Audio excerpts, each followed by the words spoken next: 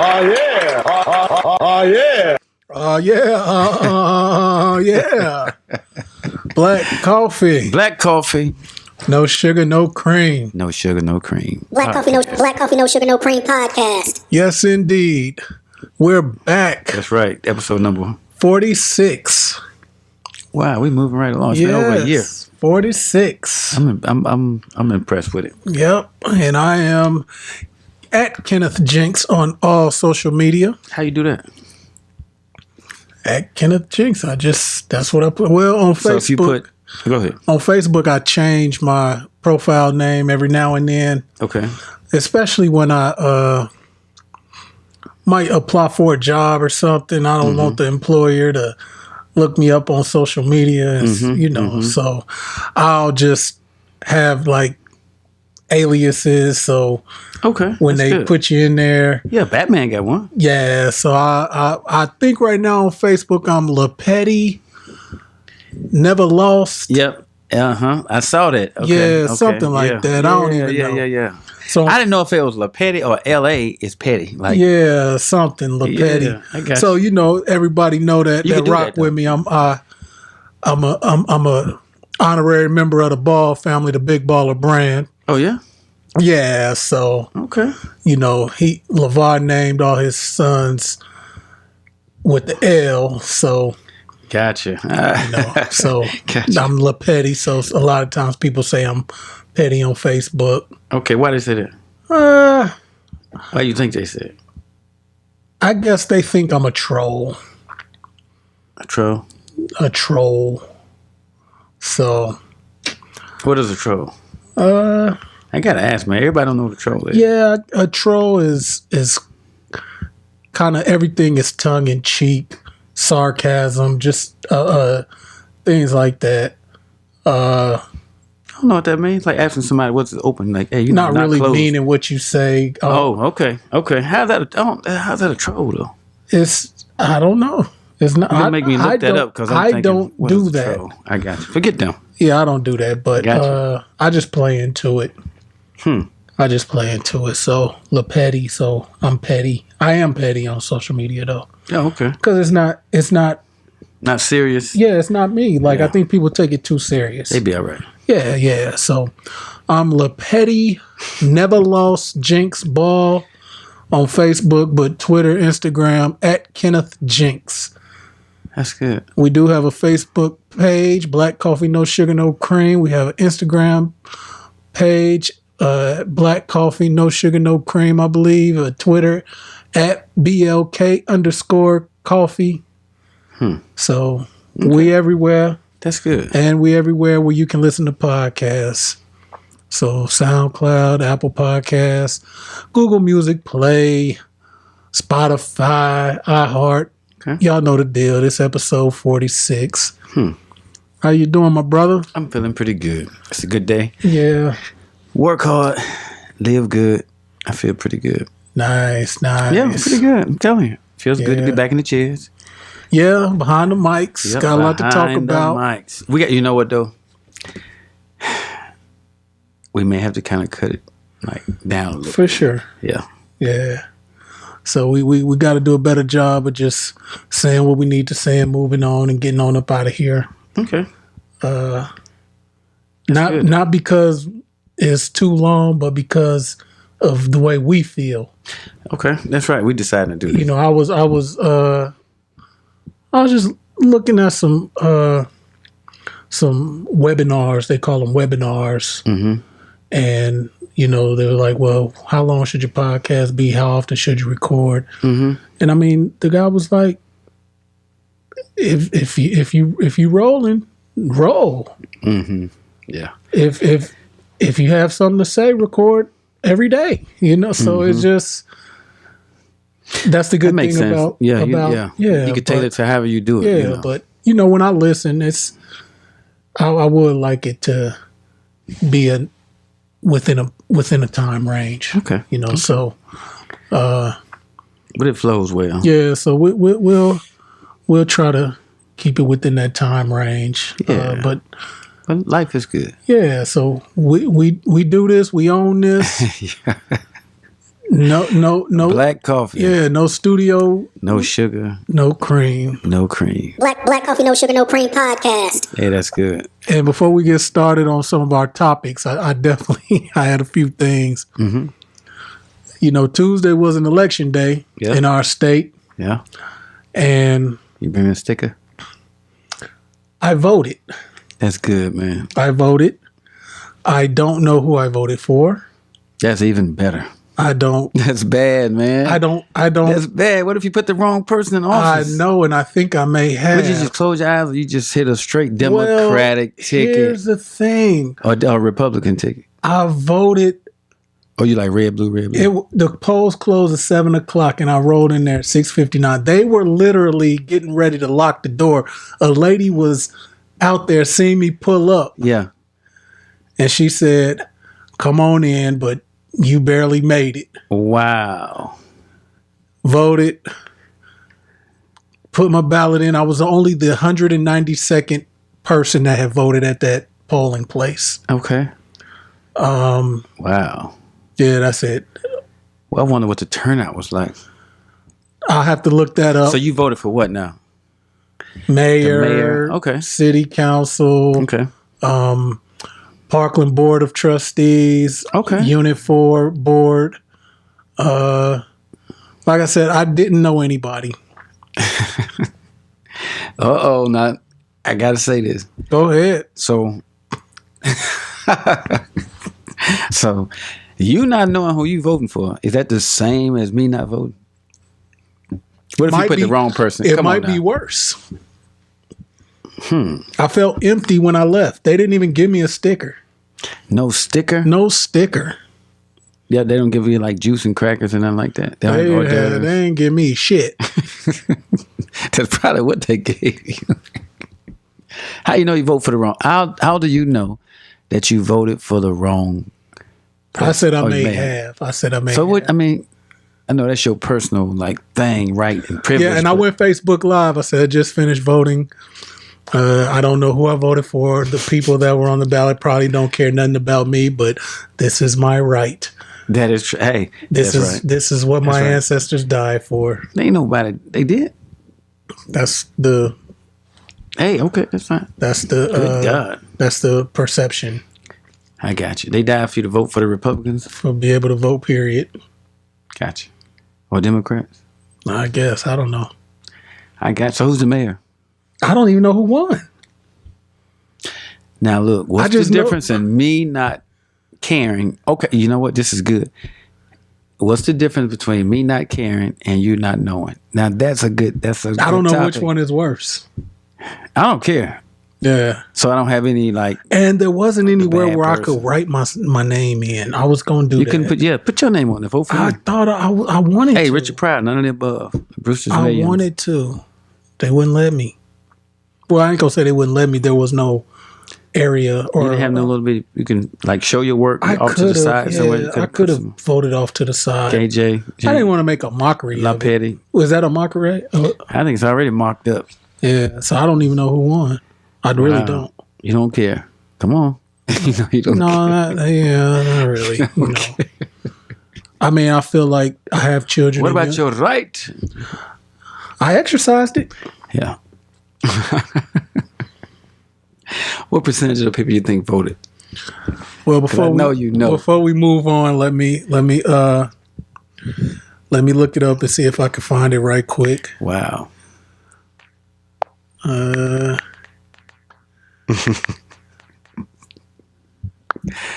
Wow. The voting process, man. Wow. Let's see here.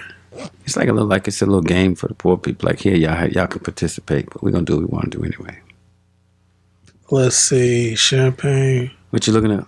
Who voted? Voted turnout.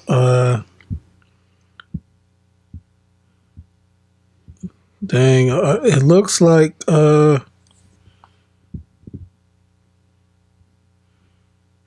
voter turnout blank 7%. 7%. So in one polling place for the board, you had 41 votes in one place.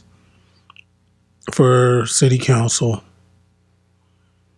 So a total of 41 people voted for city council.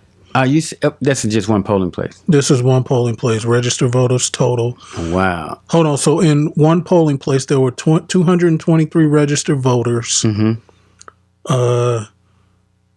16 people voted. 7% in one place. That is incredible. Apathy. Apathetic. So let me see. Nobody cares.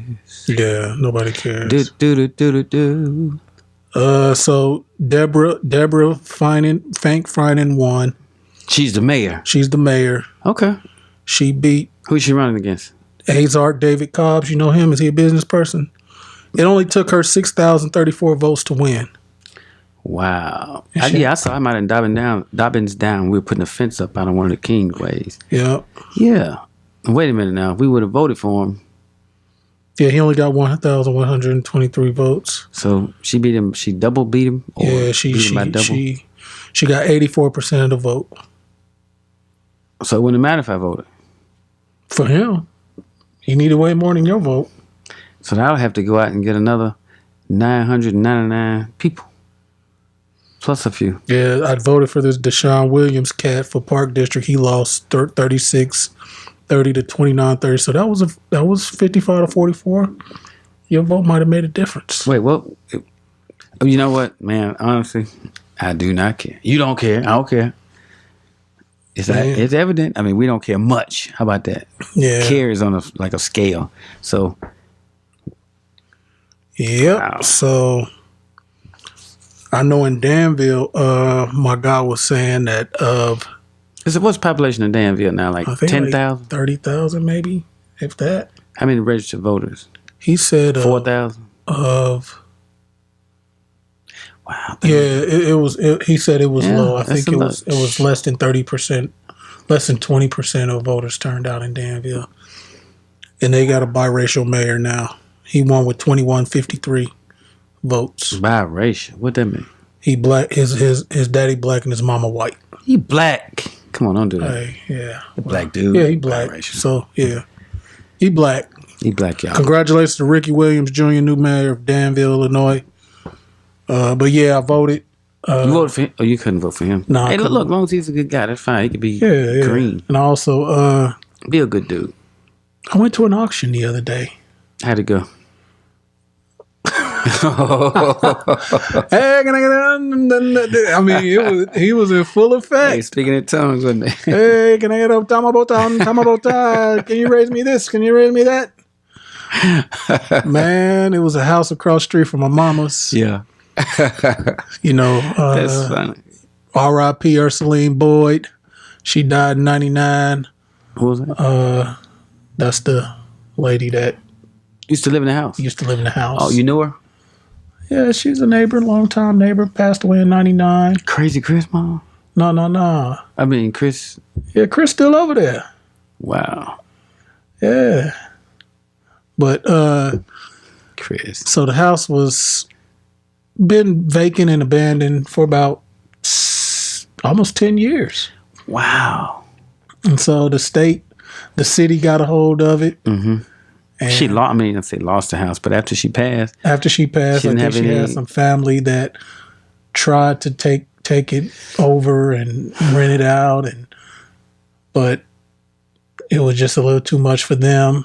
So they just walked off from it. Yeah, they just walked away from it. City Wow. took it over. Wow. They got it up to the point where people like me might have been interested in taking it over, Yeah.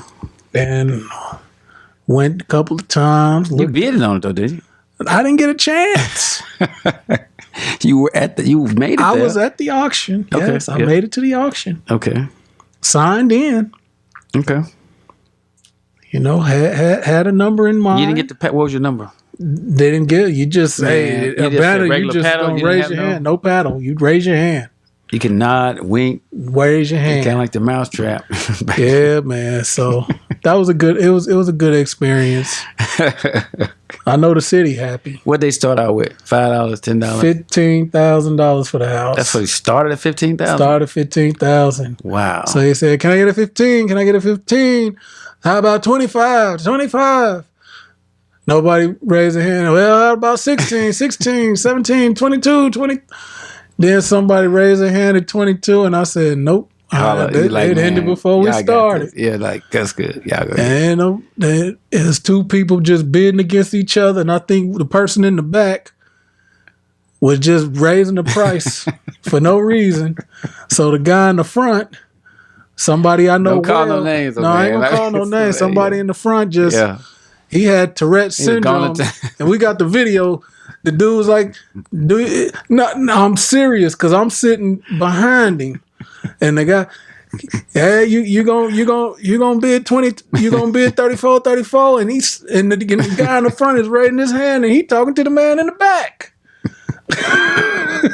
I was like, man, do you got bad, Tourette's syndrome? You can't do that, man. Come on, man. Wow. I was sitting over here like, man, he could have been bidding against himself. I think he was. Just look back and see who you bidding against. Wow. Because I'm looking at the man, and he kind of. You think his arm was stuck? Yeah, like a record. He might have been able to get that for a few grand less. 10 grand less. Yeah, my man was just. He had his mind made up, man. But he wanted to bid. He wanted to bid 36.5. Wow. He wanted to bid at 36.5. So the city gonna have happy. to put 40 into it. Man, ain't about to put no 40 into that. And that's what I was saying. I really wanted to, it's the block I grew up on, and a lot of renting is going on over there. It's becoming more of a rental area. Yeah. So I just maybe wanted to see if I could get it for cheap and maybe find somebody that want to buy it. That's good. But, that didn't happen. I'm not upset. It was a good experience. But I guess we'll move along. We black coffee, no sugar. Black coffee. We'll move along. Moving right along. So, cool color. Y'all know if you haven't been hiding under a rock, especially if you care, or I wouldn't say millennial, or I mean, of course, if you're a millennial, but our culture,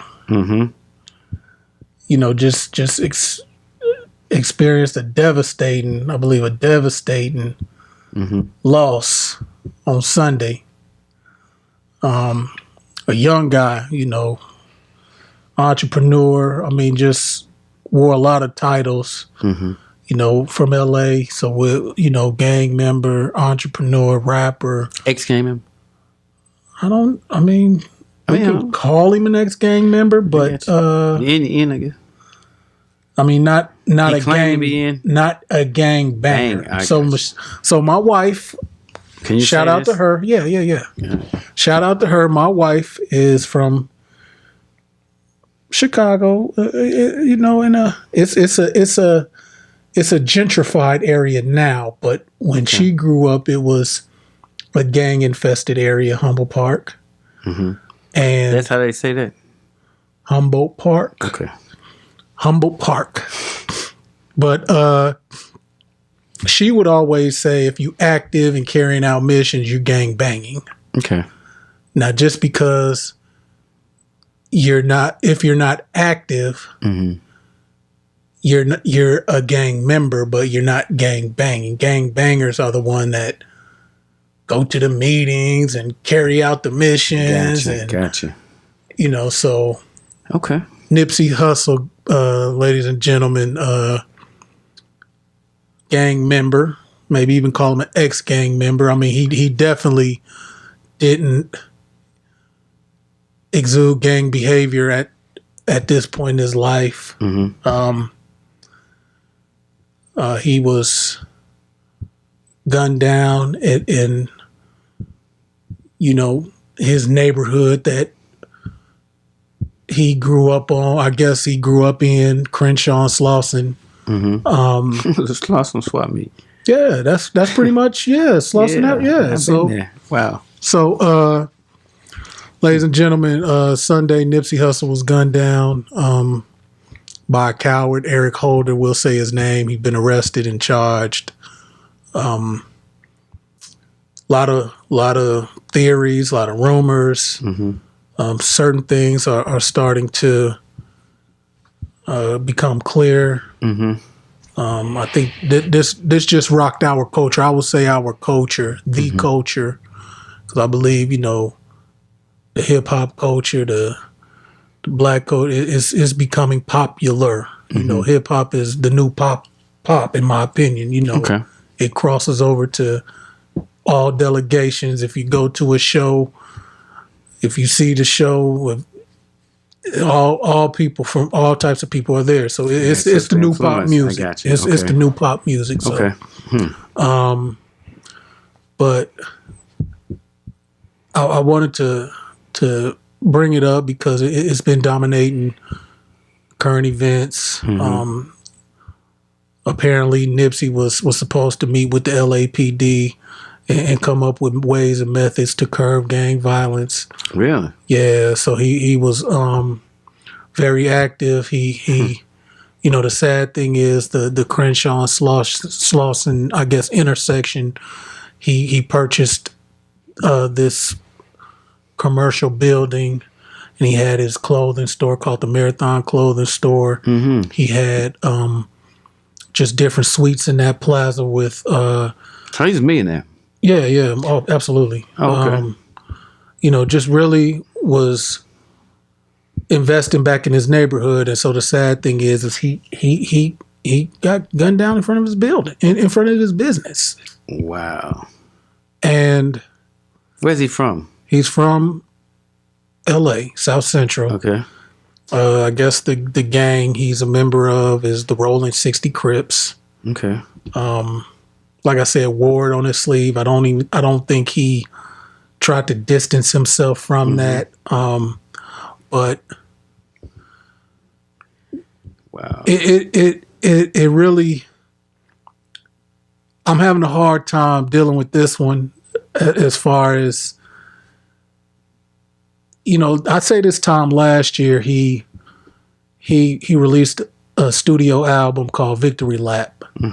And he, so when you're getting ready to promote something, you go to all the media outlets and so he did his press run and, the Breakfast Club and Hot 97 and Sway in the Morning and Big Boy's Neighborhood.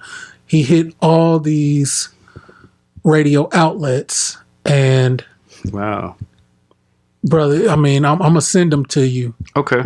But it was just inspiring how he talked about, ownership and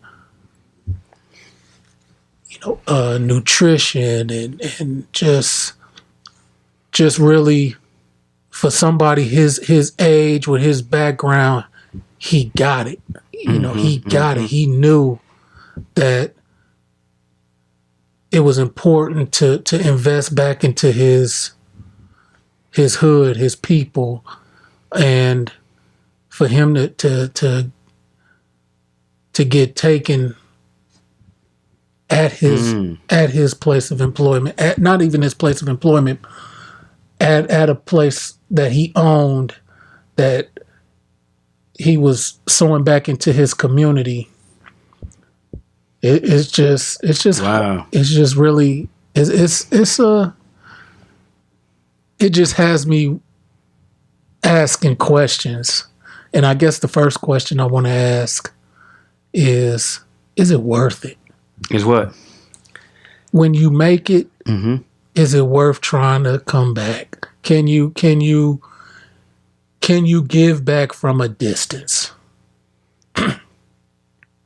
Do you really need your feet on the ground? Do you really Boots on the ground? Do you need your boots on the ground to be touched and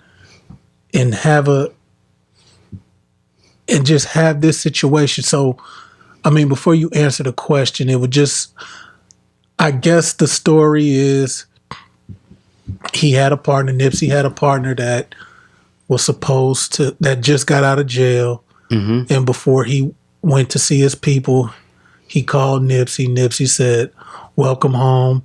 Meet me at the shop. Yeah. I'm gonna get you right even before you go see your family. You know, make sure you look presentable." So he meets him down there. So Nipsey does have a bodyguard, but he didn't. He just, it was on impulse. Didn't call his bodyguard. Just went to his plaza, his place of ownership. Yeah, his business. Right.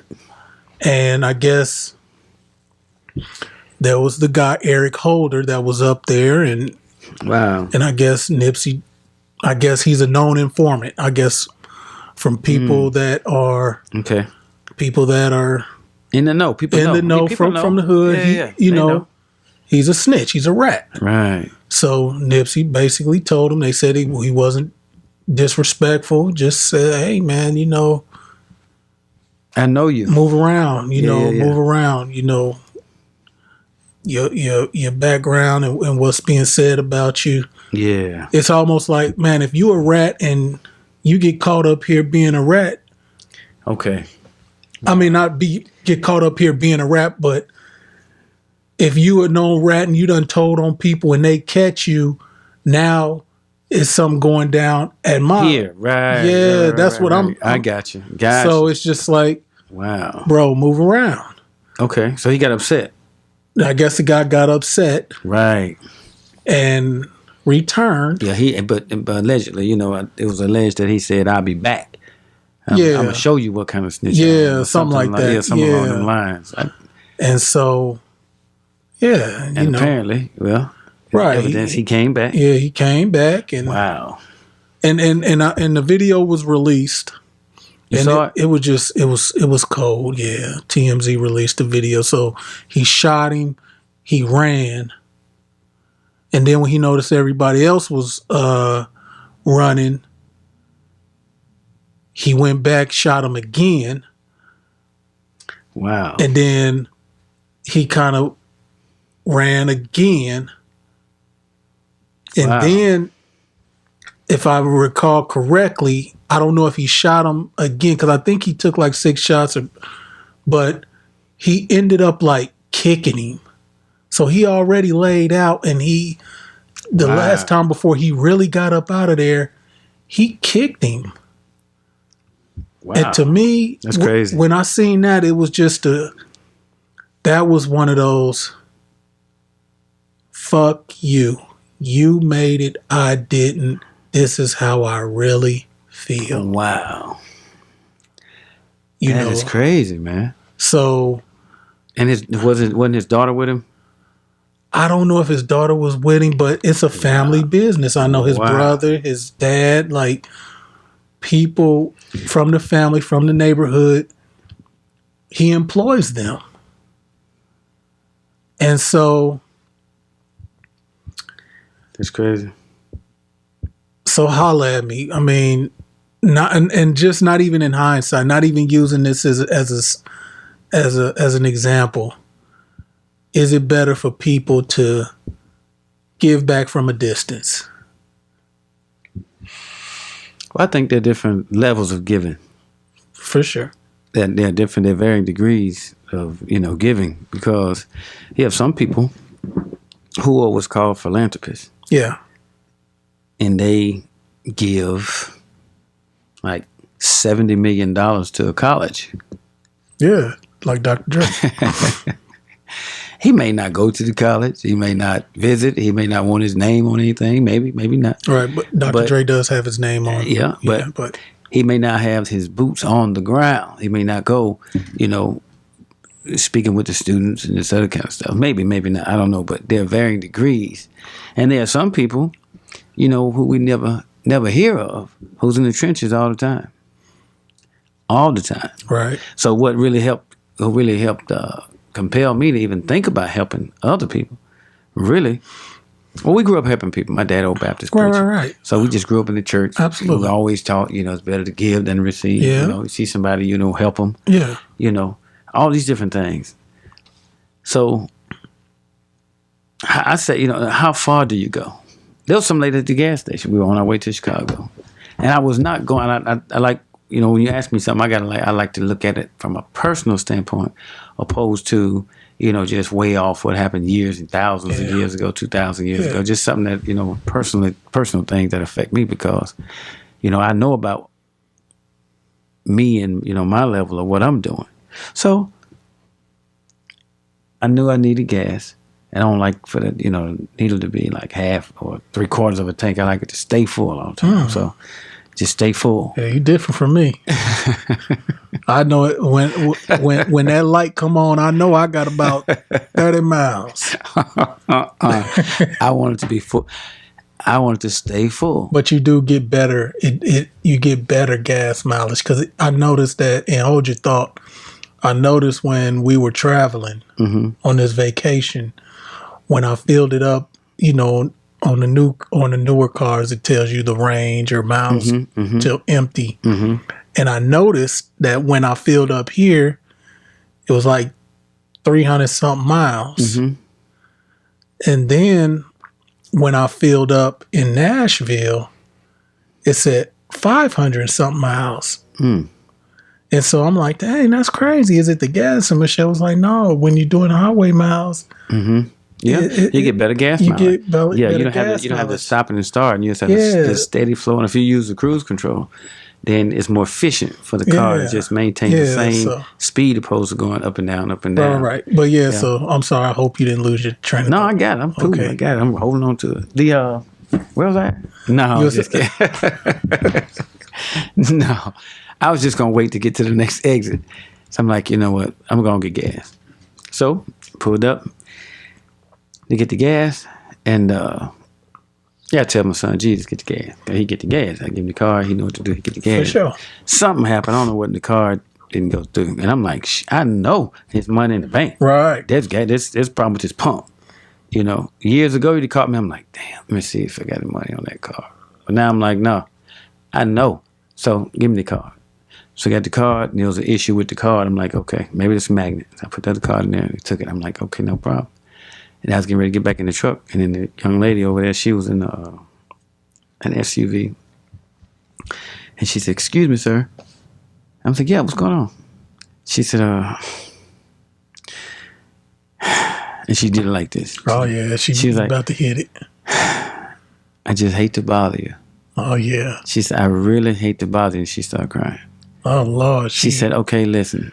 I said, hey, let me stop you right there. Whatever you want, just ask. Just get straight to the point, because I don't care nothing about the crying stuff. I don't. Just tell me what you want, and if you want somebody to say yes or no, then we can go ahead and move on from there. Okay. So, what's going on? She said she didn't have any gas, and something had happened, I said, that's not a problem. So, I said, I put some gas in it. So I put some gas in the car, and I put the gas in. She said, 92 octane. Oh, hell no.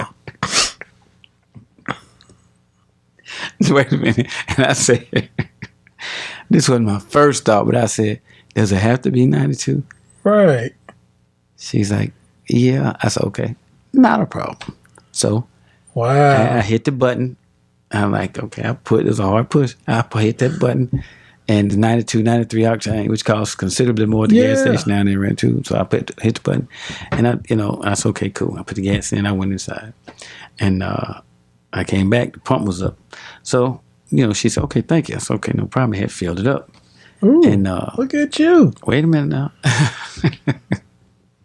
So I said, ma'am, God bless you. Enjoy the rest of your day. She said, thank you so very much. I said, hey, that's cool. So I went about my business. Yeah, and I went ahead and got the car. Good. So we went up the road. We passed it. We kept on going. No big deal. So how close do you get to a person to help them? Right. How far do you go? Yeah. Do you help from a distance to make sure you're safe? Or do you sacrifice a part of yourself to help somebody else? Right. And I think it's going to depend on the situation. I really, really do. Because it feels like two males, they in the car. It was her and her baby. Looked like a little bitty young daughter, So I'm not going to not help them. You might not have filled, even if you didn't fill the tank up, Yeah. she was going to be able to move around from there. Well, I mean, I didn't have a whole lot of questions like, well, how come you ain't got no gas? How come you ain't got no money? How come you ain't got this? And I think that's a part of helping also. If you're going to help, then go about your business. Yeah. You know, so him, Nipsey Hussle. Because I had never heard of him. But him giving back to his community. Right. I mean, other people do it all the time. Absolutely. When billionaires leave millions of dollars to universities, you know, I mean, that's them giving back. And for him to come from a place and build that place back up, you know, he's not I mean, I've heard it say many times, but many different people don't move, improve. And it's a choice. You could do either or both if you want to. You can decide to move if you want to and improve where you were, you know, or you can stay there and improve it. But, you know, just to shorten it, it's definitely an individual decision. It is definitely an individual decision. And after I had, you know, given the gas to fill the tank up, I thought back to my goal because it's a realistic goal. And I'm thinking, you know, $83,333.33 because that's my goal. My monthly goal is to make $83,333.33 per month. That'll give me $1 million a year, you know, just passive income. And my mind started to go like, wait a minute. I could have used that money to help my situation out. Then I had to catch myself. Like, wait a minute, it's for a good cause. That's cool. You can make it up. No big deal. I'm not saying I didn't feel it because my money is allocated. Every cent of my money is allocated to go somewhere. And if I give something that goes somewhere else, then I have to not only replace it, but I have to replace it and add something to it.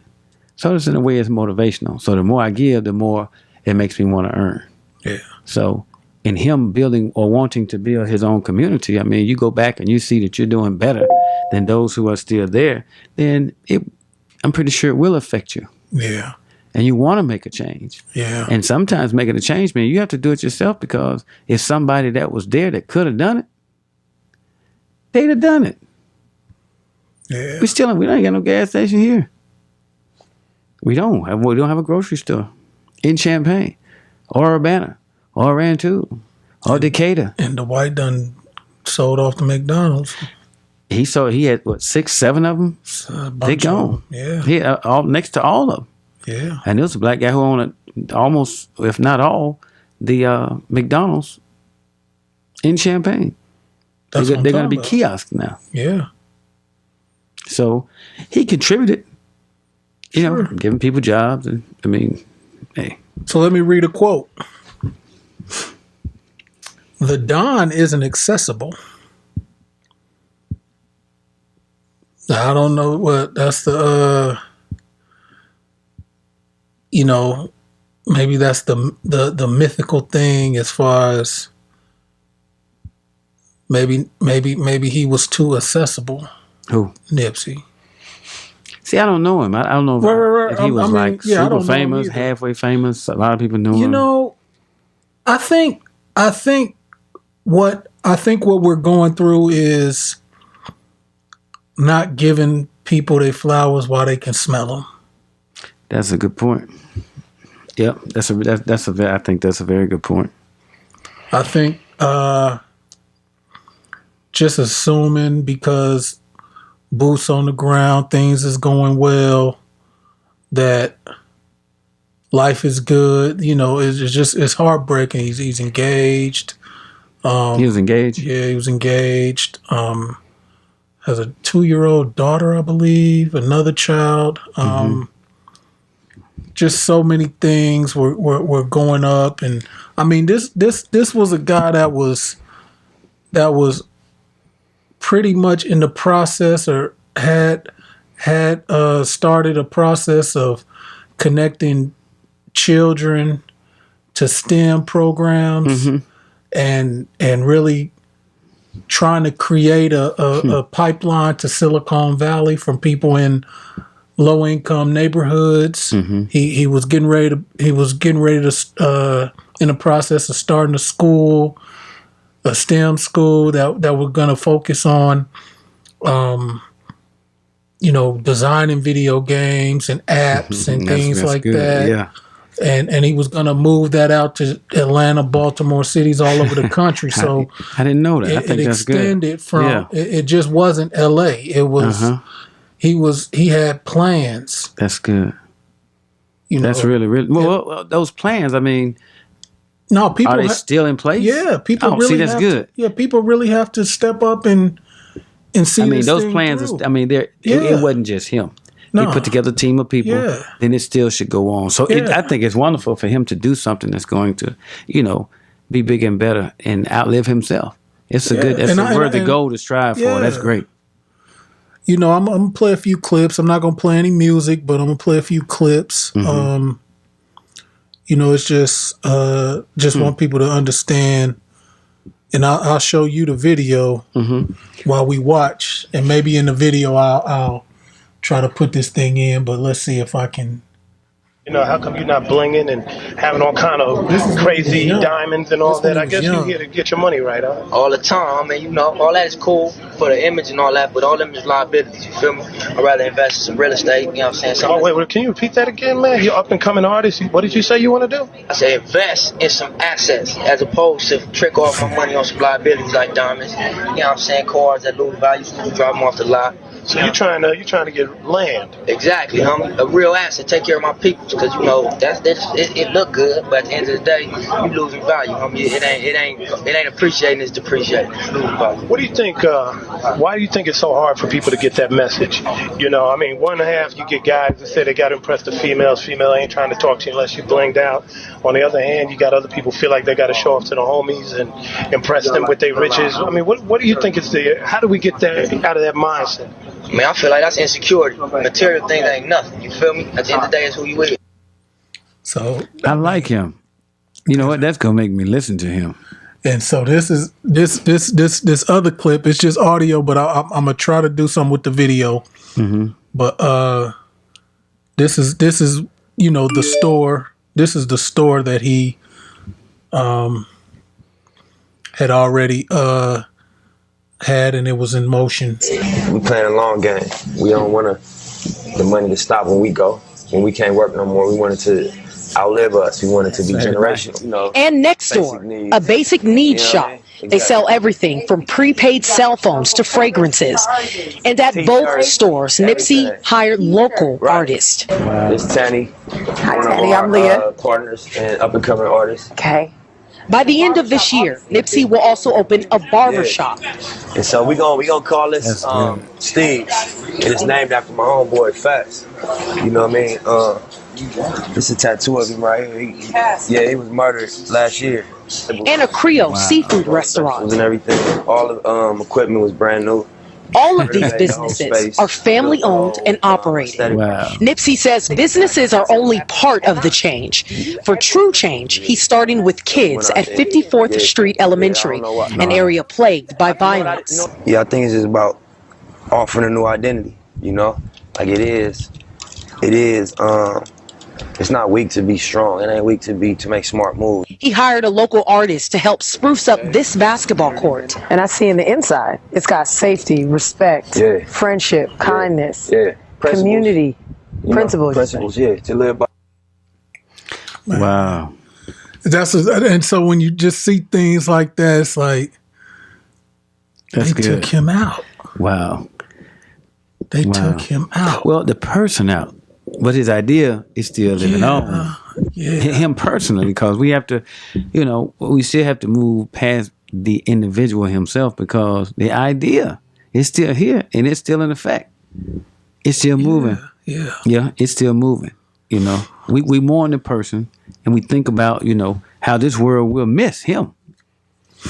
Yeah. But he did something greater than himself, which is a wonderful, wonderful goal to strive for. That's good. Now, you know what? Had this not happened, I wouldn't even known about it. His record sales gonna go through the roof. Oh, he's gonna get so much attention. And he owns his masters. He's not arcade. He owns his masters. So if you want to take a listen to his music, stream it. You know what? I will stream it. Stream it, that's good. And so that's going to his family, his kids. He owns his masters. But it's a few things I want to unpack. That's good. That's good. Let's unpack some things. He's smart. So we've already determined that if you wanna, it's up to the person to figure out if they wanna have their boots on the ground in the community or do it from afar. Yeah. Now, I'm gonna read a quote from what Jay-Z said, because Jay-Z is one of those. He from the projects, and he said, "Who I am is presence enough." What do you think about a quote like that? I'm thinking about it. Who I am. Did he say what he meant by it, or he just kind of left it for us to? It's as if like open ended. It's one of those things where when Jay-Z went to the Breakfast Club, and his only appearance ever on the Breakfast Club, they were joking. It's like he's not easily accessible. People have his number, so a rapper Jadakiss was like, "Man, you got like 17 people you got to go to just to get to Hove, you know." And so get to who? To Hove. I mean, he called himself, you know, he calls himself the God MC, me, Jehovah, you know. So so that's one of his nicknames, Hove. You know what I'm saying? I know you just like, the God MC. That's funny. But that's good. I mean, I mean, that's the thing about rap music, brother, is you have to be like, rapping is your wordplay has to be on point. And I think a lot of people that came up in the 80s and 90s and where wordplay was everything, words meant everything, and what they call punchlines, and so you know, I think people were just like, man, that's the wordplay is so dope. I mean, if he say he Jehovah, you know, Jehovah, we'll call him Hove. That'll be one of his damn nicknames. So that's one of his nicknames. I didn't know that. That's funny. That's good. What's his net worth? Who, Jay-Z? He say he's a billionaire. At least 900 million. That's your budget. You can live off that, man. So if you worth 900 million, is your presence enough? If you from Marcy Projects, or let's say we from North End, and I'm worth 900 billion, million rather, and just you knowing that I grew up here, and you might see Kenneth James Boulevard, or Brother Timothy Boulevard, or somebody. He from apartment 4B, and I remember. Is that enough? It may be enough for some. Yeah. It may be enough for some. You know, one of the great, you could teach somebody something, you can explain it, demonstrate it, but one of the greatest things you can do to get somebody motivated is to inspire them. For some people, just to say, yeah, he was in the 217, that may do it for somebody. Yeah. But some people, you know, may see, I like Air Jordans. Yeah. You think people don't think they can jump higher That's just fast like, when they got them Jordans on? What's crazy about that, not to interrupt you, New Yorkers. Michael Jordan, they always say Michael Jordan was born in Brooklyn. Even though Michael Jordan owned his skills, grew up in Wilmington, North Carolina. Yeah.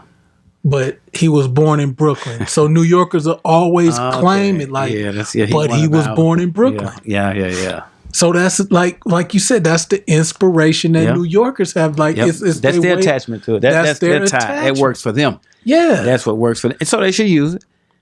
Where the college might still be pushing, hey, he went to school here. Yeah, absolutely. Yeah. He eats this. He wears this. He still uses his North Carolina, practice shorts. He does.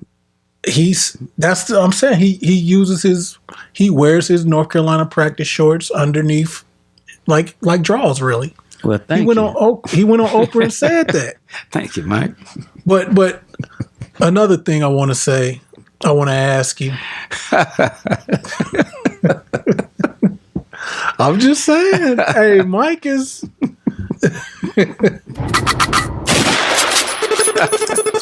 y'all drop that. But another thing I want to add. Go ahead, man. Oh wow! It says. You better get some new ones. It says. No, they said it. They send him some. That's what he said. See, I gotta send you this stuff. It was on when Oprah had her show. She said they send me shorts every year, and she said, "Do you have them on now?" He was like, "Yeah." Of course, this was in the '90s, but you know, yeah. Wow. But so, but hey, I got you. No. But that's funny. So what about having to protect yourself so you can protect those beneath you? Well, I mean, even so if I'm giving back, yeah, and people are dependent on me and the moves I'm making for their well-being, and let me get something straight, and I'm gonna just say it. Say it. You gonna cuss? No, I don't need to cuss. I mean, you know, we throw around this word boss and this, that, and the other. Nipsey was, in my opinion, Nipsey was a boss because Nipsey had people depending on him to feed their family. He was a boss. That's a boss. That is a boss. That's a god. A lot of people that, you know, might be, and I'm going to say it, but I'm not really trying to come at nobody in particular. Say it, man. Black coffee. But if I'm a barber, yeah. If I cut grass, or I'm more so self-employed. Even if somebody owned the shop, I'm still kind of self-employed. Am I off base? Let me know, because you got history in that. Let's say it one more time. If I'm a barber, and even if I'm working in your shop, and I'm paying you booth rent every week, for I am still self-employed. You are an independent contractor. Yes, you do your own taxes. You don't get paid by the hour. You're not getting salary. You got wages. You are an independent contractor, which means, and it's a good saying, you're in business, you know, for yourself, but not by yourself, so to speak. So it's just like this building. I don't own it, but I rent here. Right. So just got an office in Chicago. I don't own it, but I rent a space there. Just because I rent the space there and somebody else might be the owner or the boss of the building, I'm still the boss of that which I can control. I control what I do and how I do it. So nobody tells me how to do it. They say, hey, man, I need you to remodel my house. I'm okay. Not a problem. I tell you how I'm going to do it. I do it. You don't tell me how to do it or when to do it. You don't control my time. You don't tell me what to do. So I'm in control of what I do. So barbers, independent contractors. Beauticians, independent contractors. Right. And so and they get the 1099, you know. Yeah, and so the thing is like, you know, people throw around that word boss like, you know, no, Nipsey was a boss. Well, different levels of bosses too now. Sure. I mean, my daughter, she bossy.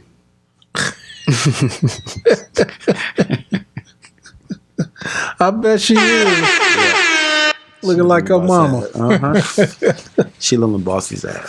Yeah, but and so it is different levels. Hey, that was a good one. So I guess another place I want to go is we in Champaign, Illinois. That's right. And you know, we giving this man all the way from LA that we never met. Mm-hmm. He wouldn't know us if he wouldn't know us to say hi if he he would not have known us. Yeah. And so I guess what I'm saying is we've been doing this podcast for over a year. We 46 episodes in. Yeah. A lot of our people that give us feedback and comment and share and give and in dialogue with us, as far as I know, aren't people from the town. I mean, maybe if you play it for somebody, they may give you that feedback. Yeah. So that's just the nature of. That's just what it is. That's just what it is. That's just what it is. So we giving this man his flowers, even though he can't smell them. But we've been doing this for over a year, and ain't nobody, like I feel like, man, we get more love from people.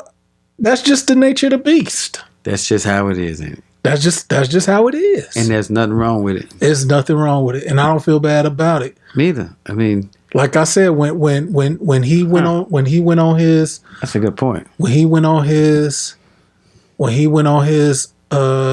media run to promote his album last year. Mm-hmm. I'm like, man, I need to get up on this, and it's a few songs from the album that I wrote, and it was Grammy nominated, so it was a successful album. But man, you gonna make me listen to it. But it was just one of those things where dude just had me inspired. That's the key, because that'll move you. Inspiration, right there. That'll get you to moving right there. Yeah. Regardless of where it comes from. Yeah, right. And I think that's why people. That's good. That's why people. They felt him, They felt him. Yep. They could relate to him, That's really good. You got this guy that is a gang member. Yeah. Did he say he's a gang member? I got a quote. I got a quote. No. I got a quote. Yeah. And he pretty much bagged up, and I found it since we was recording. He bagged up what my wife said about that whole situation. Okay, gotcha. He said, and this was I can't confirm if this is a quote, but you can't believe everything you read off the internet.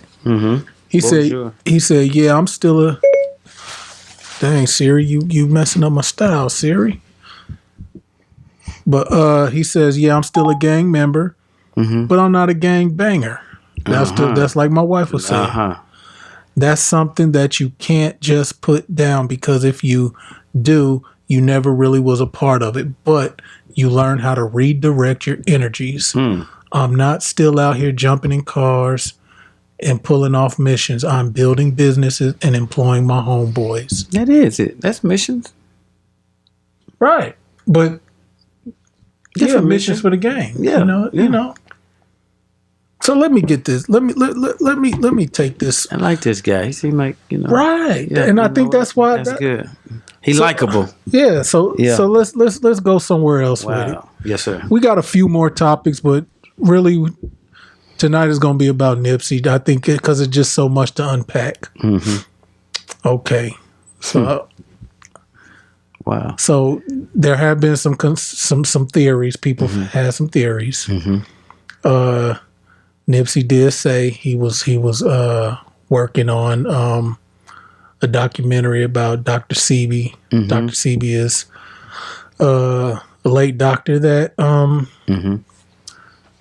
said he had to cure the AIDS, cancer, herpes, syphilis. I mean, just everything.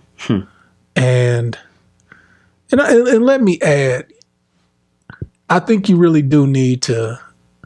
I'm gonna send you a lot of his interviews from his press run last year. Okay.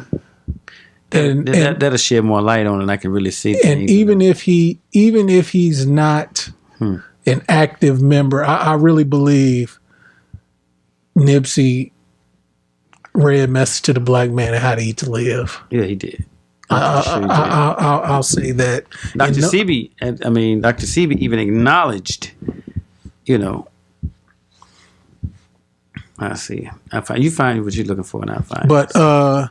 But there's a theory which I don't believe. For the record, I don't believe. But they were saying, well, the government killed Nipsey because they don't want this documentary to come out. He said he was working on this documentary on Dr. Sebi.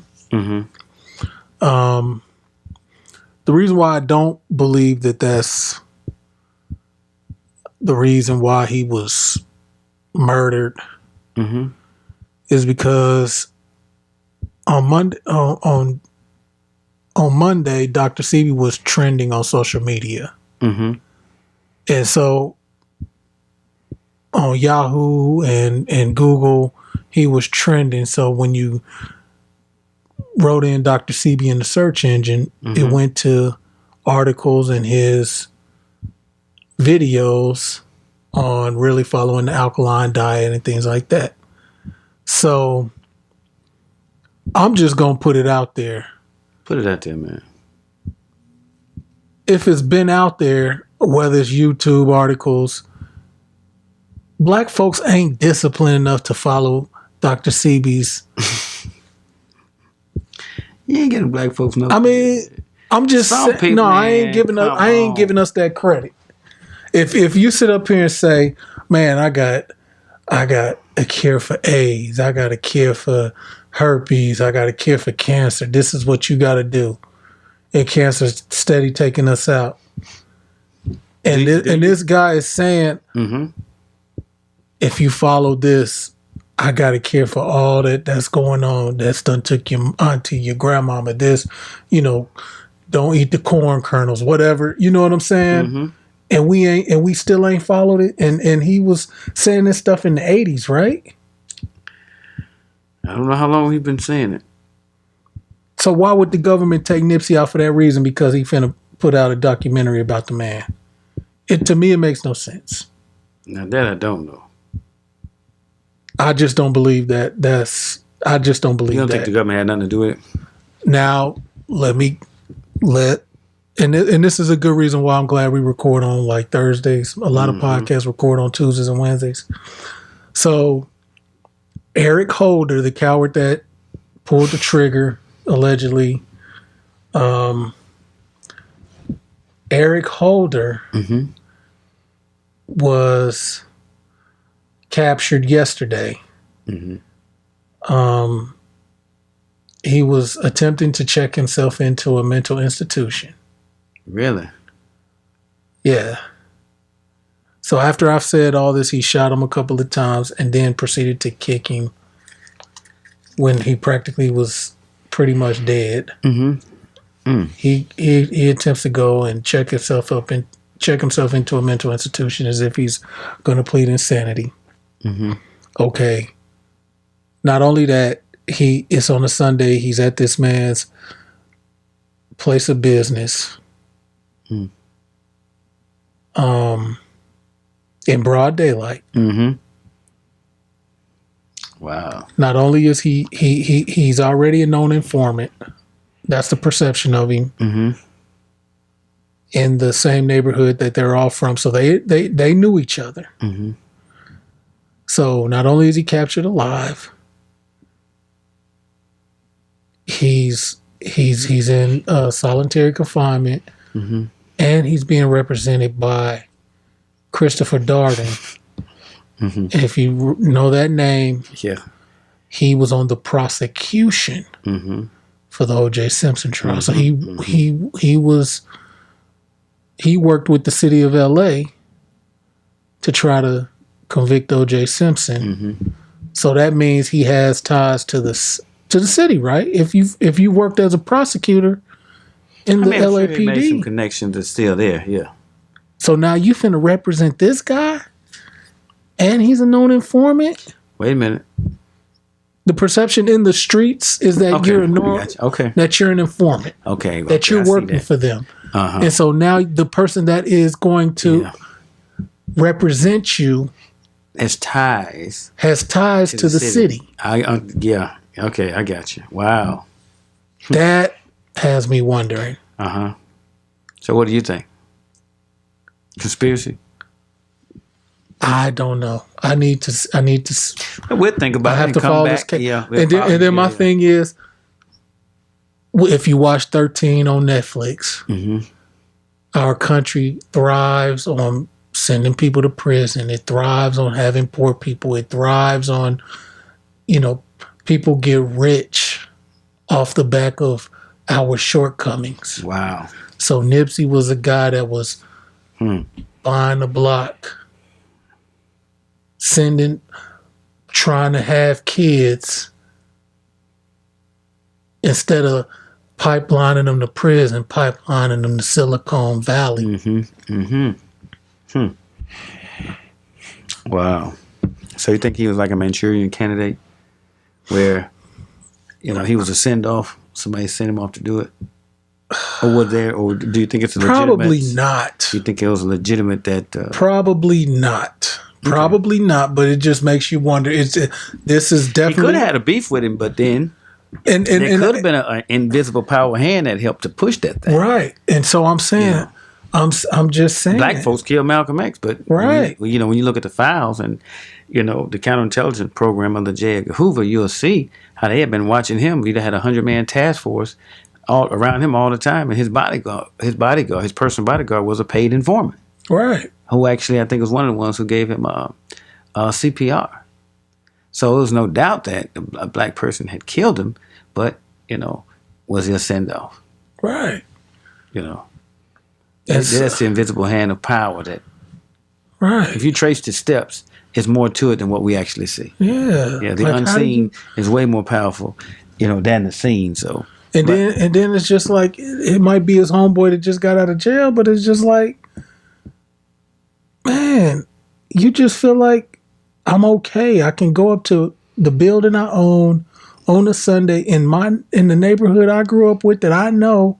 Like, this wasn't a rival gang member.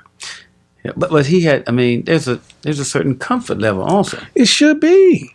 If he can't go to his own, like Michael Jordan, he's gone to his restaurant before. Right. At least one time.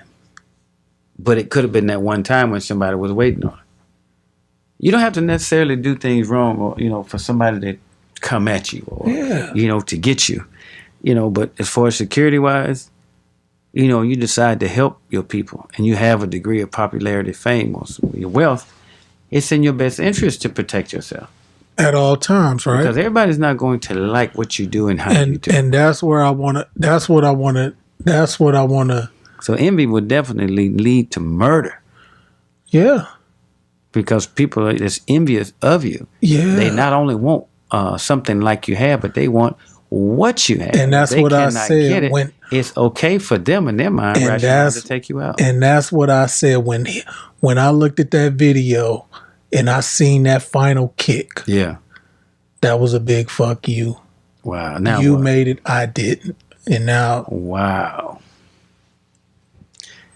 That's a tough one right there, boy. And and I will never get desensitized and numb to seeing people get killed on camera. I will never allow myself to get numb to that. Well, it kind of creeps up on you now.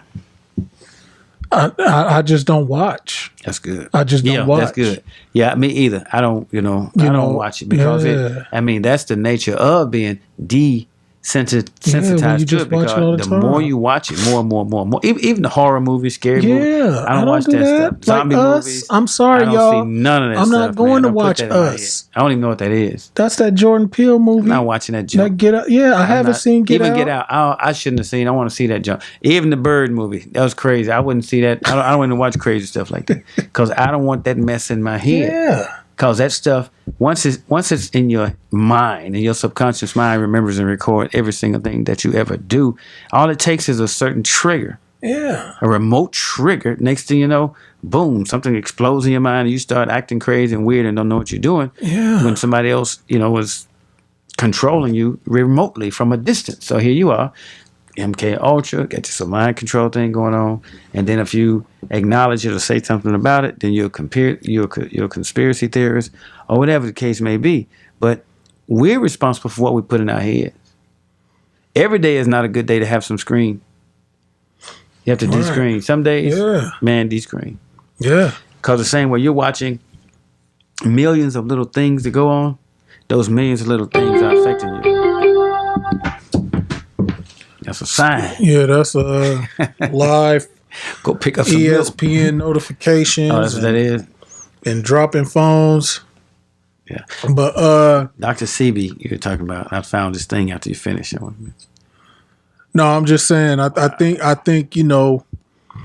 Nipsey seemed like he was in a position to try to uplift, and And I think that, like they said in third grade, based on them standardized tests, that's when they figure out if they're going to build more schools or more prisons. And so when you got somebody that's trying to create a pipeline to Silicon Valley. Wow. That goes against that grain. Yeah. And it goes against that, I guess the status quo. Yeah. But, once again, man, we quite often talk about the educational system and look at what it has produced.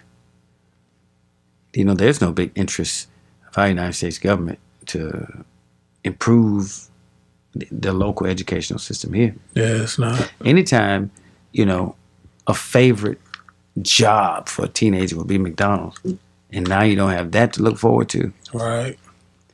Of course, you're going to end up staying home till 27 or 28 and 29 and then 30 and 31 because the workforce has changed so much.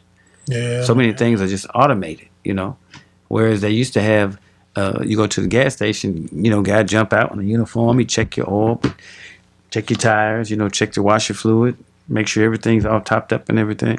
Wipe the car down real good. That's full service. And I swear, man, me and my wife got into it one time. We was coming back. We was driving back to Champaign from Chicago. Yeah, I didn't get into it. No, we just, we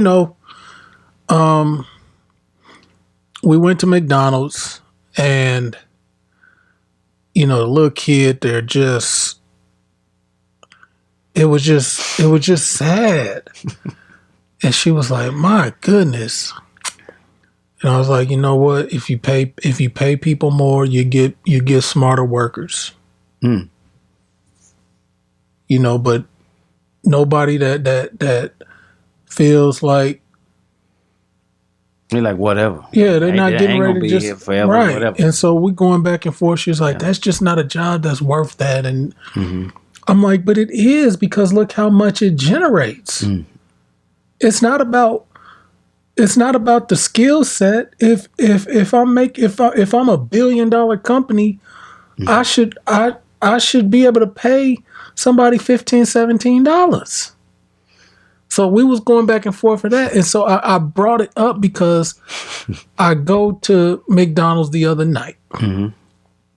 I'm just getting some hot Hawaiian punches. Mm-hmm. So I go to the drive-thru. I need 2 large Hawaiian punches, no ice, make sure they filled up. Mm-hmm. Well, we got the machine, so it's... I'm like, I understand that. That's why I asked you to fill it up. This is called an exception. I know the rule, but this is, And she was like, well, the machine is, if I put a large and no ice, it's just going to stop at a certain point. Yeah. I said, is your lobby open? Well, I said, you know what? If the lobby wasn't open, you was going to let me in so I can fill it up at the fountain myself. But since it's open, I'll just come in. Yeah. Because it was like 11 something. I think 11. That's extra. And I'm just like, I thought about I'm like, even if the cup overflows, just fill it up. Make sure it's full. When she's operating out of a certain paradigm, they gave her certain instructions. It's certain things, it's above her pay grade. That's just like I go to Popeyes one time and I felt so bad because I had my kids with me. I done spent $30 on food. And I'm asking for some dipping sauce. And because I didn't get tenders, she ready to charge me for some dipping sauce. Or how many you want? I said, I got 12 pieces of chicken. I said, give me this or whatever. But 12, did you? But I ordered it at the window. I ordered it at the window, and she gave me like 2, and I had 12 pieces of chicken. Yeah, you like, hey, this ain't gonna last past this 3 ain't or 4. gonna last. Well, and then by that time, she said she couldn't ring it up. And then she said, well, you need to go back. I said, hell no, I ain't going back and reorder it. Yeah, they dipping sauce is extra. I'm listening to what you say. Now, you're making a good point, but it just clicked in my mind. Like, maybe she doesn't know how to do that on the thing. But this is what I told her. Yeah. I said, look, she telling me I have to go back and get in line just to order some dipping sauces. And I done spent $30. So I said, you know what? Let me speak to your manager right now. You're trying to get her fired, man. No, I didn't. I said, look, sir. Yeah. I done spent $30. Just because I didn't get tenders or strips, I gotta put it on something extra. else. Yeah. I gotta pay extra to dip my chicken in that. Yeah. He said, man, what you want? So he gave me one of the little paper cards. Yeah. Said, what you want, man? What sausage you want? Man, he loaded me up, man. You got something in the drawer at the house. Yeah. I'm like, baby, it's common sense. And then that's when you get them. Baby, it's just common sense. It is not common sense. I done spent $30 on food. Yeah. And you tripping over 22-cent sauces? She got to keep her job. She can't just be giving folks but that's why I said quarters and pennies. Right. So she saved face. Yeah. Well, this is what the policy is. And that's it. She can't go outside. But my thing is, I'm a policy person. Don't question me. Don't question me. If you the manager and somebody done came through and spent $30 on food, you gonna trip over, let's just for sake of argument, 5 or 6 sauces, that's $1.20. Mm-hmm. No, you're not. You gonna give him what he want. Yeah, but he could do that too. Exactly. That's why I said, let me speak to your manager. I ain't going around getting back in line. And then they blowing.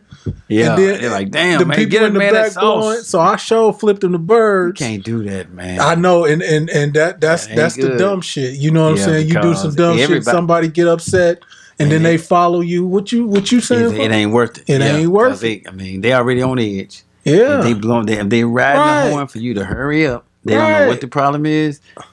That type of mindset, man, let them go. And I have my kids in the car. I'm like, man, let me get the hell up out of here, man. Let them go. Yeah. Anytime, man, you could be driving and somebody lights off and you flash and tell them to turn them on and they circle back and kill you.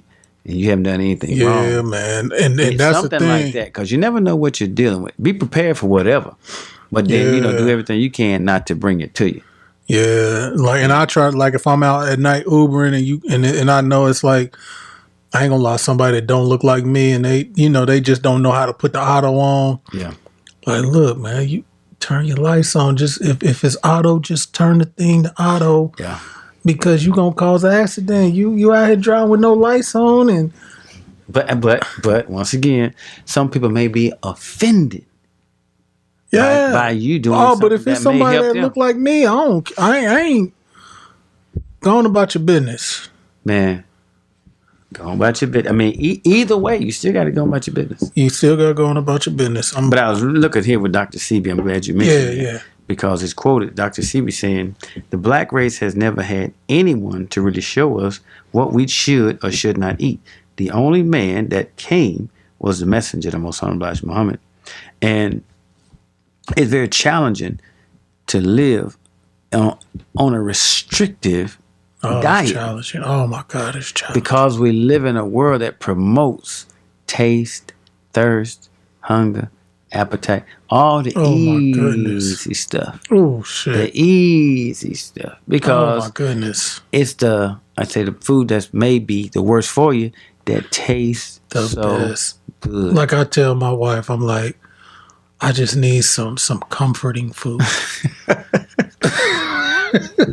Cause she own it like, food with a hug. Here, get the food. Chicken with a hug. Comforting, man. Like she like I got names for. I just need something comforting. And every time I go to the doctor, and how much you weigh? Did you gain any weight? And then I tell her, she like, let me see the paper. Yeah. Because, they'll give you a paper or whatever. Yeah. Okay. And it's just like. It's the comfort, man. Comfort costs. Man. But R.I.P Nipsey, man, this one, me personally, this one, I it happened Sunday. We recording on a Thursday, and wow. I can't believe it, but I want to play one more thing before we move on. We got maybe 2 more things to talk about, and we're going to go home. Yeah, that's good. But I think this video and just what we talking about just epitomizes this man and what he meant and what he stood for and just his growth.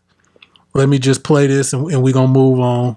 So I think once you get out of the survival mode, your morals come back closer to your daily decision making. You start thinking about what's right, what do I believe in. But until you get out of survival mode, you ain't got time to be worrying about right and wrong. You worrying about bottom line. You know what I mean? By any means necessary. So I think that economics is the answer. Empowering people economically is how you really, really impact. But I don't know if it's about dropping a bag of money in the hood. I think it's about impacting culture in a way that, you know, the mentality changes. And then also, you know, the institutions that exist, it's just a prison institution, really. It's like a pipeline to jail. It ain't no constructive institutions for real that meet you ground level. It's just like if you fuck up, we got somewhere to put you. So it's like a fear-based, preventative approach than like some love. And like we know y'all going through a struggle, and we know y'all could use an art center or you know what I mean, a studio compound or entrepreneurial space. It's like whatever going on, if you can't figure it out, we're gonna lock you up, bro. So whatever it is, yeah, it's on y'all. I think like you get people out of survival mode, they start thinking different. I did, you know, when I figured out, you know, how to get myself out of the situation. My approach to life and people was different. I wasn't so angry. I didn't have my guard up. I wasn't so aggressive. I wasn't so, you know, expecting if you ain't helping me, fuck you. That wasn't the mentality no more. And I can't blame nobody. You know what I mean? That's thinking about how they gonna pay their rent or like going through not having food at the house, being young and having to go outside to hustle to feed themselves with school clothes. That's gonna change people. That's gonna make you feel away, and you can't fault them. You just gotta kind of empathize with the scenario and understand. You put a person in survival mode, they're gonna survive by any means. Wow. Man, R.I.P Nipsey, man. R.I.P Nipsey Hussle. Wow. You know what? I mean, I am going to take time to listen. I'll make sure you got the videos and the interviews. Now that's the stuff he rapped about? Pretty much. Okay. Now, of course, it's a little bit more graphic. I wouldn't listen to it on the way to Chicago with the kids in the car, but man, if I can listen to it, I'll let them listen to it. I don't care about yeah, I mean, I don't care. Yeah, it's a message. It's definitely a message. They'd be all right. Yeah, so it's rated PG. You know, he got the sticker on it, but man, I mean, it's pretty good. Yeah, it should be pretty good. So let's see, man. I sent you. Now I didn't look at everything you sent. Now Diddy responds to fans, asked him why he never met Kim Porter. I thought that was good. I thought that was okay. good. You read that, so tell the people what you read. I don't know what I read. I just thought it was a good idea, you know, for. Okay, let me fill y'all in. Okay, and then I'll chime in with the little part that I. Sean P. Diddy Combs. Yeah, he was Puff Daddy at the time. Puff Daddy. Yeah, had a young lady named Kim Porter. I think she's the mother of 4 of his children, and she recently passed, and he's been going through it. You know, long time dealings. So over the weekend, he posted a picture on his Instagram, and you know, just reminiscing. He said, "I remember Kim flying to see me on the set of Can't Nobody Hold Me Down. She took like 12-hour flight to LA and 3-hour ride to the desert with no complaints. Was always ride or die from day one. I called her Bonnie and I was Clyde. This picture will go down in history as the first time I said she was mine and the first time I told her I love her. Little did I know I was hers. Miss you, Bonnie, and will forever. Man, life is beautiful to have these experiences. Love you, lady. Love you, baby." So Black Twitter Did not let that go. Black Twitter. Black Instagram. Mm-hmm. So, the thing about Instagram, when you got them, you can comment on pics. Mm-hmm. On pics? On pictures. Okay. Yeah. So, he had people that was like, oh, that's sweet, but, he definitely had some people that responded,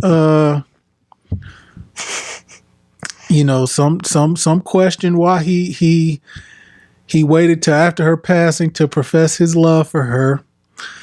And Diddy actually seen some of the comments and responded to some people. Mm-hmm.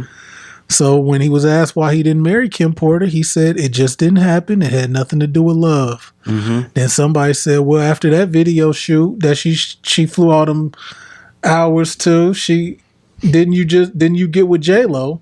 And he was like, yeah. And then somebody was pretty much told him, you fake. And he said, never fake. I just wasn't ready and that's it. I'm ready now, but it's too late. Don't be like me. Mm. And then he responded to another follower and said he was scared. He was scared to marry her. Mm-hmm. And so I guess we men, we jumped the broom.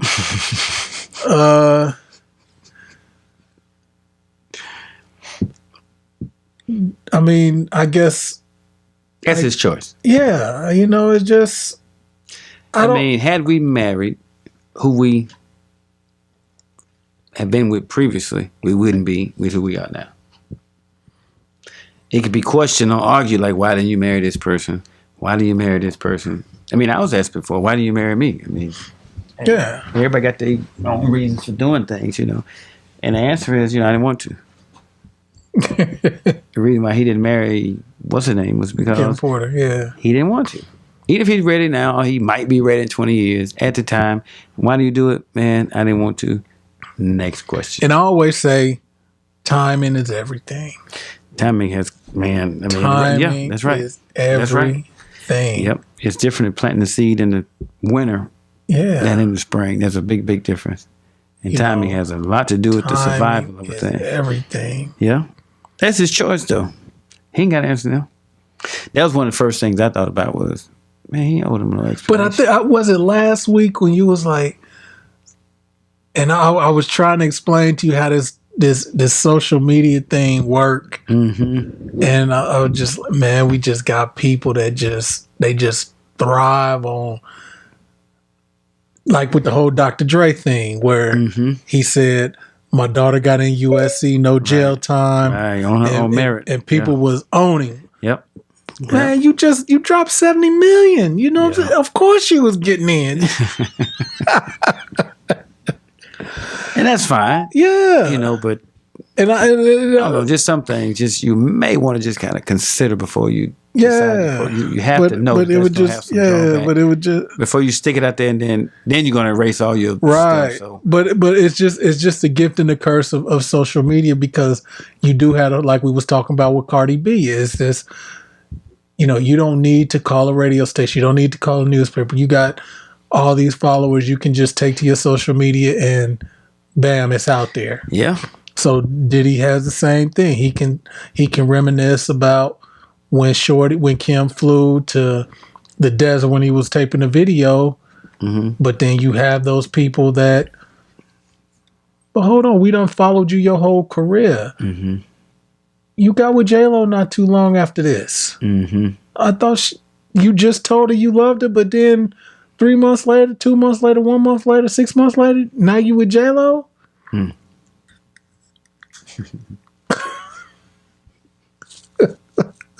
He married now? No. He ever been married? I don't think so. Oh, okay. But then he was still with her. He was dating a chick named Cassie, who's considerably younger, and he'd always cheat on her. But Diddy worth about $800 million. So he even went on the Breakfast Club and said, I'm giving you 85% of me. That other 15, you got to deal with the BS, but 85% is going to be great. I'm serious. Like this, and see the thing about the Breakfast Club and why they just top is because it's through iHeart, and you can listen to our podcast on iHeart. Okay. It's through iHeart, and so they are syndicated. That's the word. They're syndicated in they're all over the place. Over 90 markets, including here 105.5 from 6 to 10 every morning, from 5 to 9 every morning. Wow, and they get paid for that. Yeah, it's probably in their contract, the fact that they're syndicated, you know, so they do drops and things like that and make you feel like, yeah, this is DJ Envy and you locked in a Hot 105.5. Gotcha. So when we reference the Breakfast Club, a lot of times when I'm going to work 8 in the morning, you know, it'd be their last hour. So it's just, I'm listening to the Breakfast Club. So because they are syndicated in so many markets, which helps the local market not have to hire people to be in there. Gotcha. Okay, you know, I got you. So, okay. But that's what he said on the Breakfast Club one morning where, man, if you with me and I'm giving you 85% of me, that other 15, you would take that if you with Diddy, right? Wow. Choices. Right. Yeah. So, you know, it's just one of those things now that she gone and he wasn't even with her when she died, even though he has 4 children by her. So, of course, it's just, you know, you know, they ain't going to let him live. They ain't going to let him, you know how we are. And when I say we, I say our delegation. Wow. What else? No, I'm just looking at the Breakfast Club. They earned $51.5 million on a $1 million budget. Right, and then impressive. And not only that, the Breakfast Club has over one. I know they have over one. They have over 1 million YouTube subscribers, so they'll put their videos up on YouTube. So they have a. Who's in charge? They're owned by iHeart. They're owned by iHeart. That's crazy. And Charlemagne. Charlemagne is he's his boss. I would say he's the star of the morning show. And his side, he gets $3 million a year. Go Charlemagne? Yeah. See, I didn't know that. 3. That's incredible. They got their salaries. But here's the thing. But here's the inspiration. They started in 2010. I hear you. And they thought they was gonna get fired. Really? Not even a year in. Wow. And so if I know you don't remember, but Ray J and Fabulous got into it in Vegas at a Floyd Mayweather fight. Okay. Ray J and who? Fabulous. Ray J is Brandy's brother. He's an actor, singer. I heard of him, yeah. And Fabulous is a rapper. Okay. They got into it at a Floyd Mayweather fight. Over? Floyd had a fight, and he had a TV show leading up to the fight, and Ray J was in Floyd's house on the piano playing a song, and Fabulous was on Twitter making jokes. Because Ray J is an R&B singer, he ain't a rapper. Okay. So Ray J seen the jokes, seen Fab, and you know they had a confrontation. Wow. So of course they on the West Coast. Breakfast Club is on the East Coast, so they like 3-4 hours ahead of West Coast time. So Ray J calls into the Breakfast Club and basically has this rant. You know, basically saying he had booty goons that was gonna get at Fab, and Fab was a broke, you know, BAN, and it would just basically it went viral. That's crazy. And the Breakfast Club always they say, man, if it wasn't for Ray J, he saved us. And so then of course they've had other viral moments, you know, Birdman, which we use as our outro You know, that was the Breakfast Club where he said, "Y'all finish it, y'all done, because I ain't got no more talking." You know, so he was mad at Charlemagne. So so they've had moments where they've been able to really grow their brand, but it's taken time. Charlemagne said on his podcast when he first got the job at Breakfast Club in 2010, he was making $125,000. So for him to be at $3 million now from $125,000 in less than 10 years. Wow. He said that. He said that when his first contract at the Breakfast Club was $125,000. Wow. But now you just Google it and say he about at $3 million. Yeah. Yeah, that's his salary, $3 million a year. $3 million a year. Wow. That's crazy. I didn't even know that. That's wow. Incredible. I didn't even know. And DJ Envy probably making more than him. I didn't look it up, but wow. Because DJ Envy probably came in making more because DJ Envy had more radio experience. Okay, yeah. You know. But yeah, that's crazy. I didn't know that. And that's probably true. Now they saying Stephen A. Smith at ESPN probably found out about to do $10 million a year. Wow. So it's some people out here eating, running their mouth. Wow. Angela Yee makes $600,000 a year. Ain't that what the president makes? That's all she make? I would think she'd make more than that. That's all? $600,000? Well, based on Charlemagne's salary? I mean, hopefully she's not going to do the black lady thing. Wow. That's incredible. I'm impressed. I am impressed. You think she should get the same thing he gets? Nah, I don't. I mean, I like Angela Yee. You know what I'm saying? I like Angela Yee. I like what she brings to the show, but yeah, Charlemagne is a star.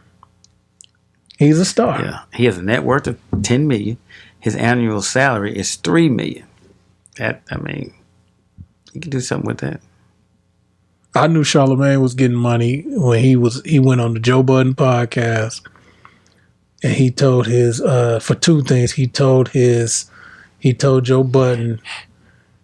He said, I got attacked in front of the radio station, and iHeart told me I need to get a bodyguard, that they was gonna give me armed security when I went to major things. So I had a guy named Wax, and he was in Florida at the time doing nothing. And I said, I need you up here, and I was able to give Wax a 6-figure salary. That's when and then I guess Charlemagne has had a couple of children, and he got a nanny, and then he was saying, yeah, when we were hiring nannies, and we interviewing them, and then when they started, we getting them on health insurance and retirement, and the nannies was like, I've never been on a health insurance or retirement, That's good, see? And that's what, that's so I'm really like, good. man, Charlemagne getting to that money. Yeah. So now that's $3 it. million? $3 million. That's just, and he got other jobs. That's just that. That's just that. I'm proud of him, man. I think and I mean, that's another inspiration. Yeah, that's great. That's another, So once you start making $1 million a month, what you gonna do? You gonna do anything different? Of course. I hope you do. But I'm gonna be like, yeah, that's good. I'm gonna be like Jay-Z, though, man. Have a bigger office. Like, man, I'm gonna be like, man, look, who I am is presence enough. No, y'all done. That's it. Who I am is presence enough. I'm gonna give back, that's but like who I am. $250,000 a month. A month? Yeah, man. Yeah, that's $250,000 per month. He can live off that. Yeah, man. Cut some corners. He can. Yeah. That's 62 stacks a week. 62.5 a week. I'm impressed. And my goal is 83,333 a month. I got to step my goal up. Yeah, man. Hey, let's go home on this, man. The CEO of Amazon reached a divorce settlement with his wife. Yeah. Bezos.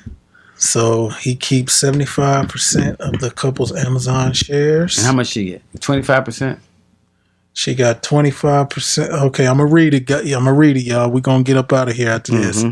Amazon's founder and chief executive Jeff Bezos and his wife Mckenzie Bezos have reached a divorce settlement. The world's wealthiest person, whose portfolio includes Washington Post and Mckenzie Bezos, announced the dissolution of their marriage in separate statements on Twitter. See, they went to Twitter to announce. You see what I'm saying? This is 2019, brother. They took it to Twitter to announce. And that's good, right? Yeah. Yeah, because you don't have to call anybody, you know. And they wanted to be the first to say it before the rumors started kicking out. Exactly. And that's why this is so important, because we control our own narrative. Yeah, that's right. And the brand, they can secure their brand as well. That makes sense. So she said, Mckenzie said she would give Jeff Bezos all of her interest in the Post, in the Washington Post, and his space exploration company called Blue Origin, 75% of their Amazon stock, as well as voting control of her shares to support his continued contributions with the terms of these incredible companies. Grateful to have finished the process of dissolving my marriage with Jeff, with support from each other and everyone who reached out to us in kindness. According to the filings, Mckenzie Bezos will retain roughly 4% of Amazon's outstanding common stock, worth about $35.6 billion, which will make her the third biggest shareholder at the company. Wow. Jeff Bezos will remain the world's richest person with a net worth of above $110 billion. The couple married in 1993 and have 4 children. He's grateful. Yeah, you grateful, because she could have got you for more than what she got you for. He may like her. Yeah, I mean, got children by her, you know. I mean, he can like her. But here's a person. So Mckenzie Bezos will be the third richest woman in the world, behind L'Oreal and Walmart heiresses. One of Walmart children. Right. So basically the 3 richest women in the world. Walmart, L'Oreal, and so who's the other one? I hate to put it like this, but she got her riches from divorce. Who? Bezos. Mckenzie Bezos. Okay. And the other 2 Walmart heiresses pretty much inherited. But they did. I think they played a role in the earning potential too now. Okay, say so. I think so, because Jeff Bezos' wife.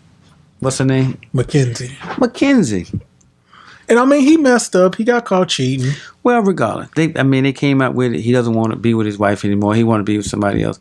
Yeah. That's fine. Do what you're gonna do. Do what you do. I mean, but I don't want to, make it sound like he did all the work and then she's just getting his money, because she played a role in the relationship, and you can't deny that she helped him make the money. Absolutely. Like Michael Jordan, he made off pretty good. Yeah, I think Jeff did pretty good in this settlement. I think he did very good, and it sounds like, because I don't think they had a prenup. I still think they're gonna stay friends. He ain't got to order no hit on her. No, he wouldn't do that anyway. But it sounds like they're friends. They're gonna they will co-parent their child. So, and she's giving him, or allowing him to continue to, I guess, manage. Yeah, make all the money.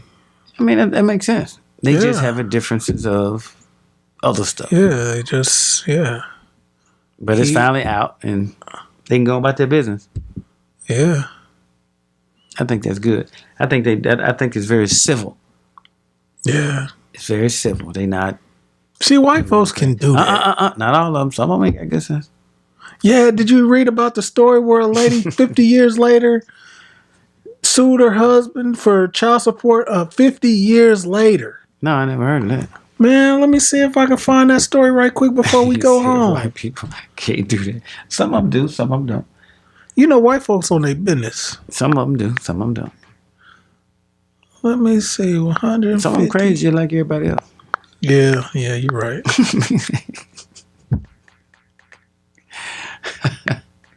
You got crazy people everywhere, man. I think I'm losing my California woman awarded $150,000 in back child support nearly 50 years after divorce.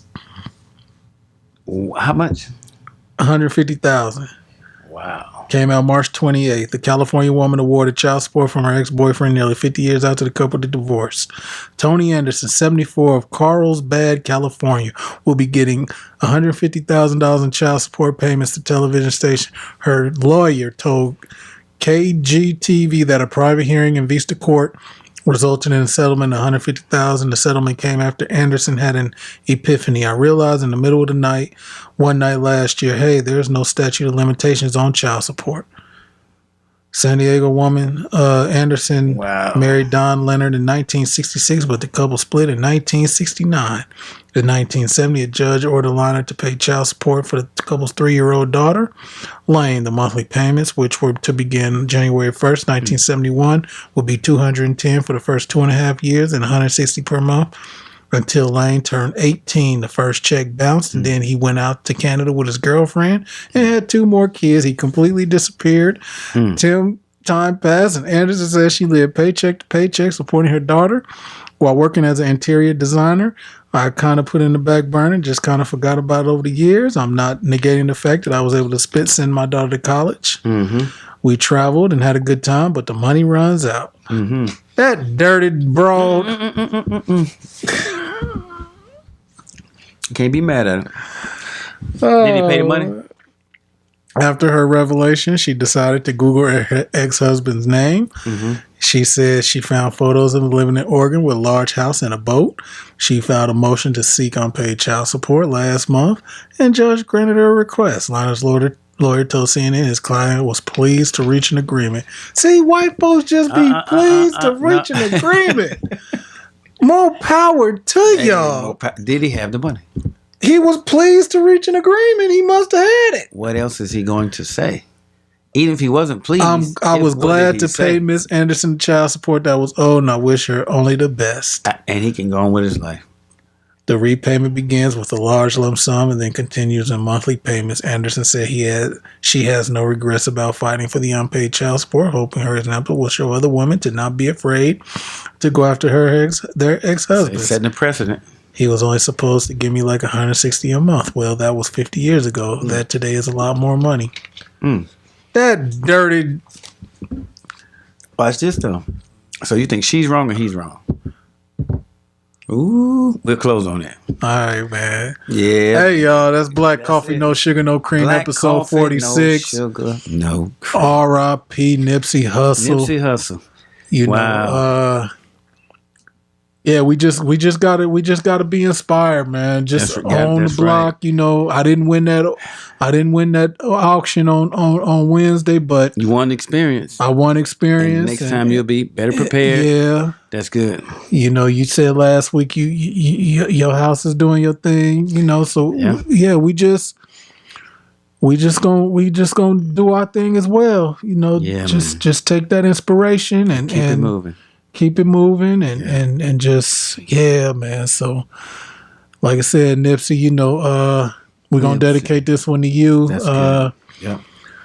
You know, thank you. You know there was listening. a Nipsey Russell back in the day. Yeah, that's probably where okay. yeah. So but and his real name is something. I can't think of, you know, I ain't even gonna try to pronounce it. I've been looking at him like somebody say what his real name is so I can have an idea. Yeah, we'll bring it next week. Yeah, but somebody just, you know, everybody just say Nipsey or Nip or, you know, but looks like he has a name for some other country. Yeah, maybe, you know, he descended or something. Something, you know. But once I saw the name, I'm like, oh, that makes sense. Yeah, so you saw the name too, like, oh, I saw the name, so I can kind of see little features. I'm like, I got you. It didn't show that he was somewhere else, but I'd like to see who his parents were. Yeah, you know. So his surname says he. But yeah, this was definitely, you know, raised a few questions. Just gonna definitely follow this case and see, you know, Chris Darden.